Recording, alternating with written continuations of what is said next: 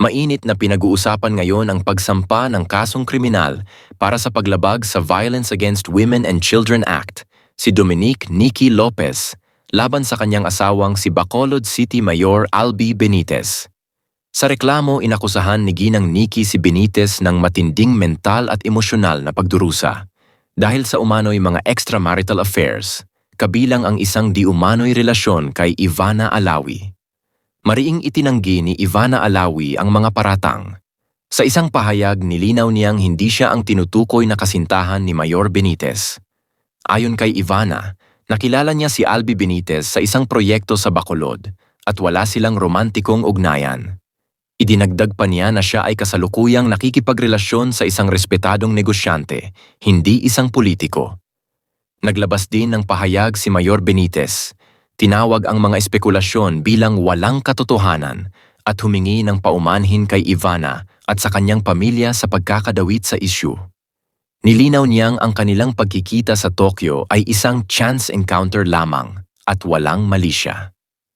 Sa kabila ng mga pahayag ng dalawang panig, patuloy ang pag-usbong ng mga spekulasyon, lalo na't lumabas ang mga ulat ng pagkakakita sa kanila sa iba't ibang lugar.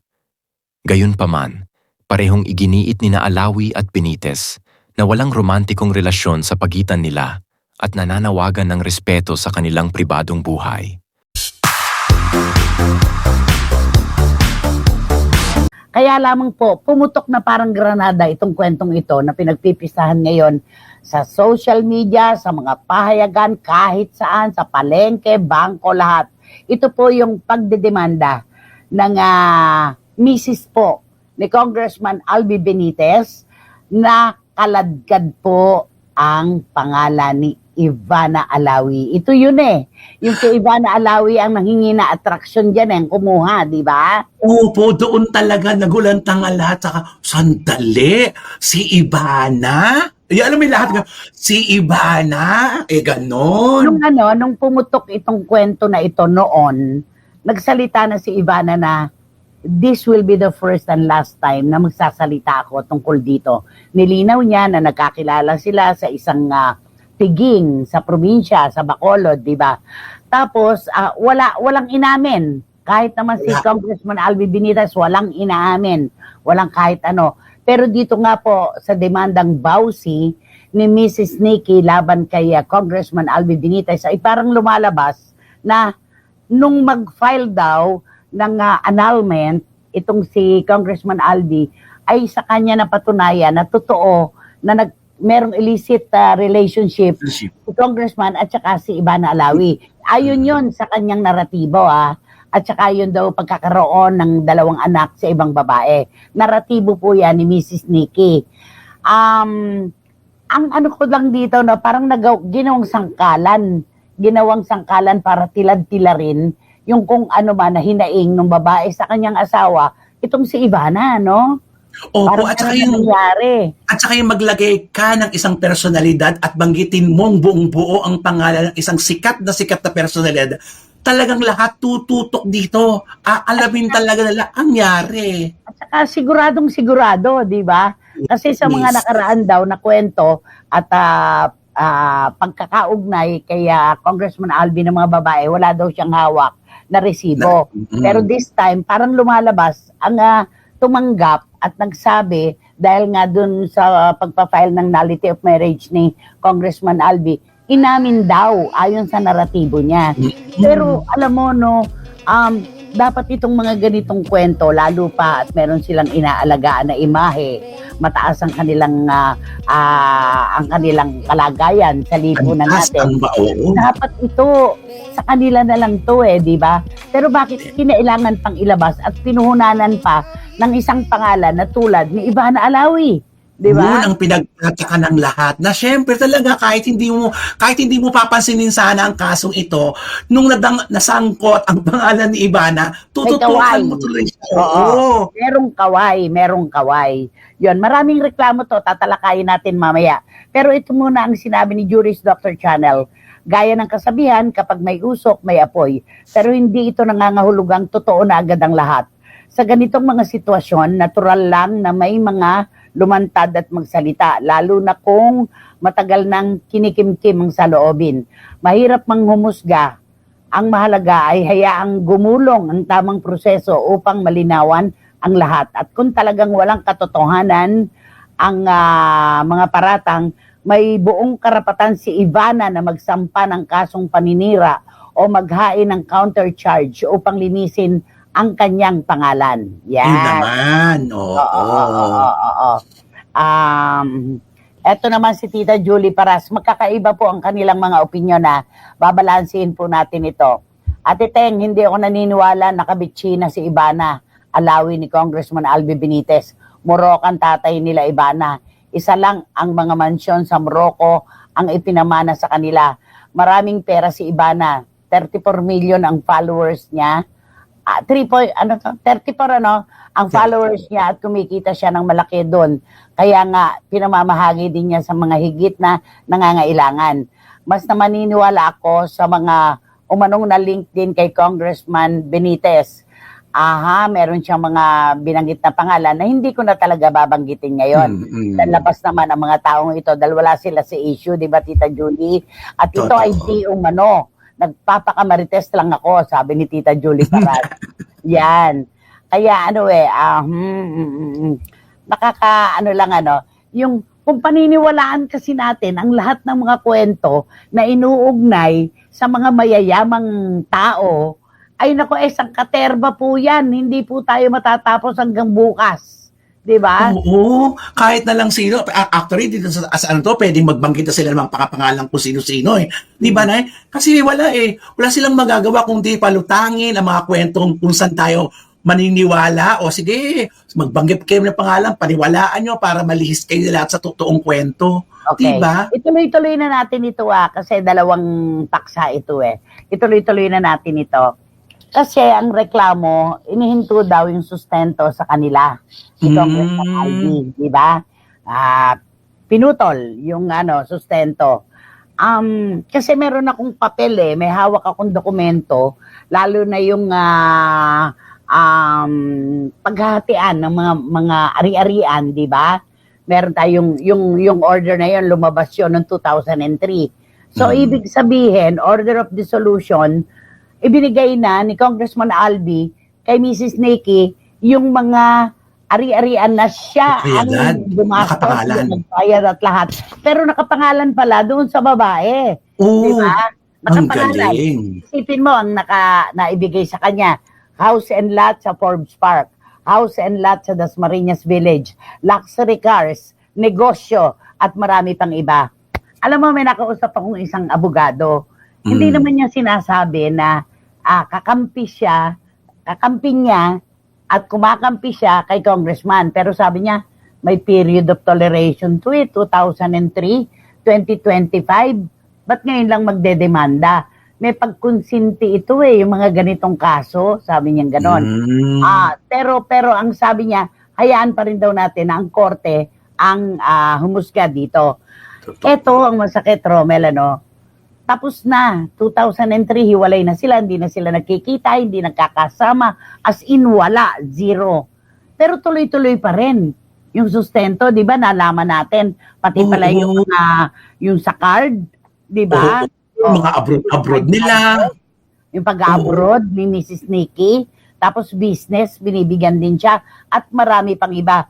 Papanong nangyari na naging irresponsable na ama ng tahanan itong si Congressman Albi kung ibinigay na nga lahat sa kanya yung mga negosyo tsaka yung pera, di ba? Marami nga nag-iisip yung mga kaibigan ko pag nag-aasok ka, ay, kulang pa ba? Ano ba? Nagawa naman na. Meron naman, hindi naman pinabayaan. Nagbigay, nag-iwan. Alam mo yon, nag-iwan ng kabuhayan, nag-aabot ng kabuhayan. Ano pa? Ano ba ang nangyari at bakit? Sa naman nakakita, hiwalay na ng 2 dekadang mahigit. 22 years ng hiwalay. Pero tuloy-tuloy pa rin, ayon sa dokumento na pinalabas ni Congressman Albi sa magitan ng kanyang lawyer, si Attorney Peter Sanchez, di ba? Na ito, malinaw dito na sinasabi na parang itong kaso na ito ng Bausi ay nag-ugat at nagsimula mula nung mag-file ng annulment si Congressman Albi last year, di ba? Oo, noong 2024. Siya nag-file ng nullity of marriage di ba? So, lumalabas dito, napakasakit Kuya Eddie para kay Mrs. Nikki. Pride ito no? Pride ito na, teka, ako pa ngayon ang hiwalayan. Ako pa ang pinailan ng annulment. Dapat ako. Ganon. Pero 'di ba sa tagal ng paghihiwalay nila na hindi sila magkasama, 'di ba? Nandun na 'yon, darating na sa puntong ganon, 'di ba?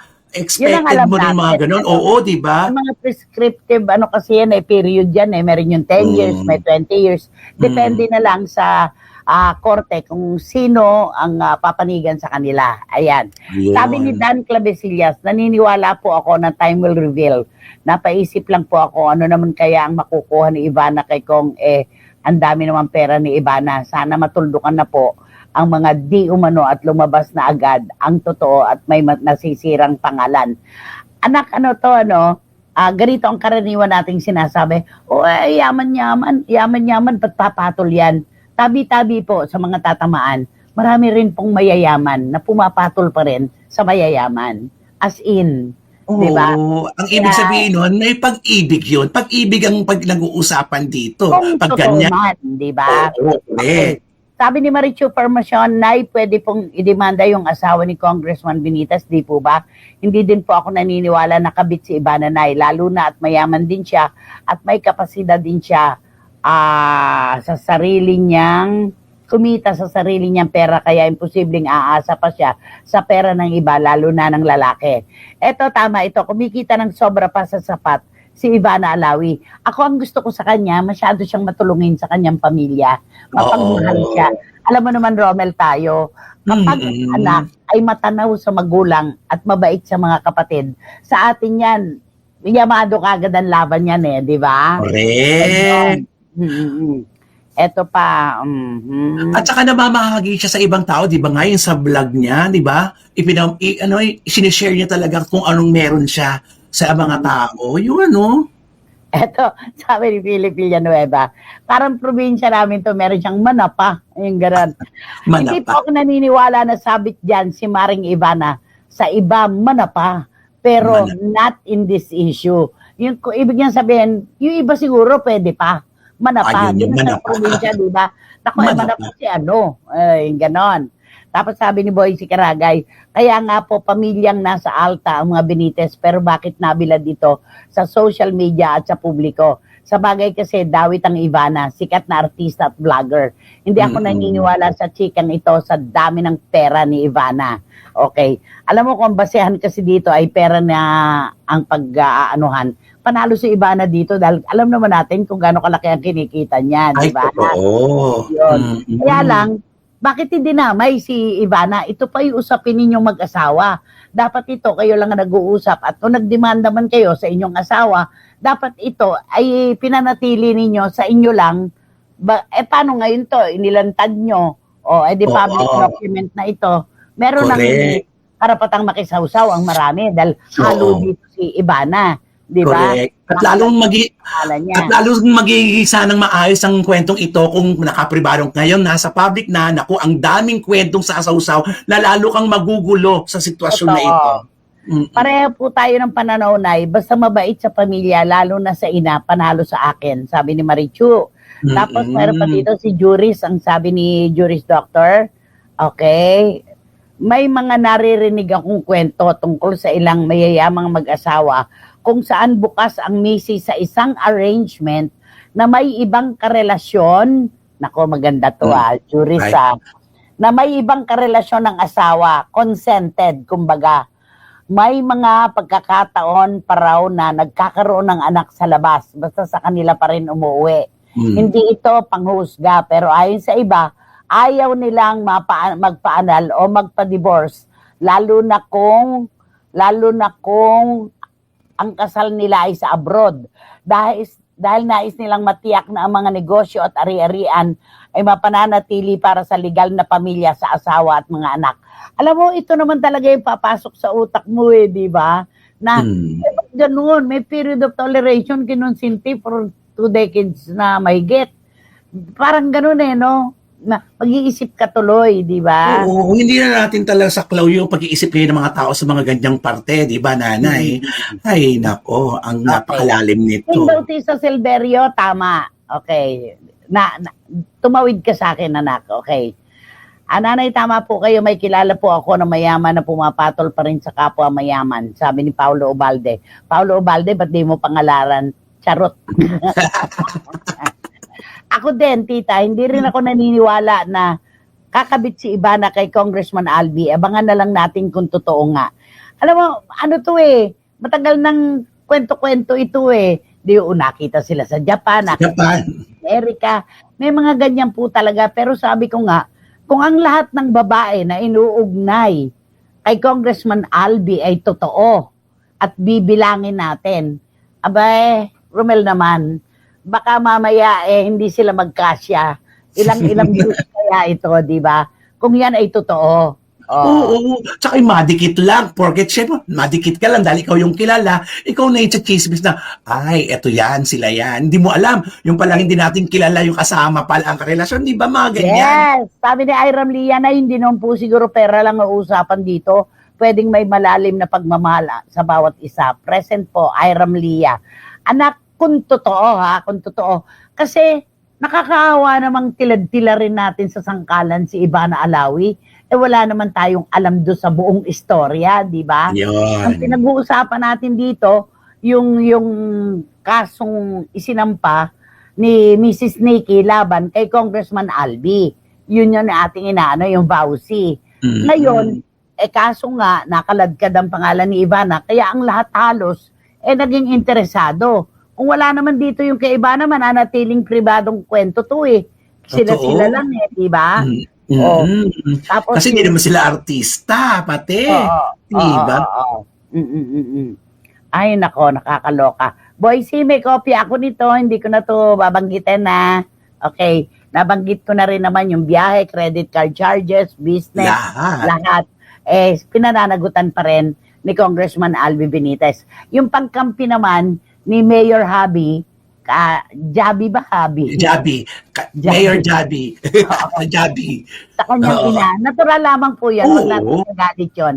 Kasi sabi nga natin, sa pagbabangayan o pagkakaroon ng disgusto ng mag-asawa, kapag ang anak ay nakatira at kapisan ng babae, natural, 80-20 ang laban dyan, di ba? Yun ang ano nila. Wating-wating, nabasa rin kita, tumawid ka rin sa akin. Maraming salamat sa iyo. Mayaman si Ivana para pumatol kay Mr. Benitez na pera lang ang habol. Kung mahal nilang isa't isa, baka mas pariwala pa. Pero kung dahil lang sa pera, malabo siguro. Akin lang naman po ito, sabi ni Edelitada. Tama? Okay, salamat. Tapos eto, ang nakakalungkot lang yung nag-file ng annulment 2024, biglang nagdemanda 2003 pa pala nagkaroon na ng order of dissolution. Mga propiedad, di ba, na napunta sa babae lahat, di ba? Super Tagalog na. 1.7 billion, Diyos ko naman. Ano pa ba kulang? Wala pa ba tayong kabusugan? Ganun lang yan.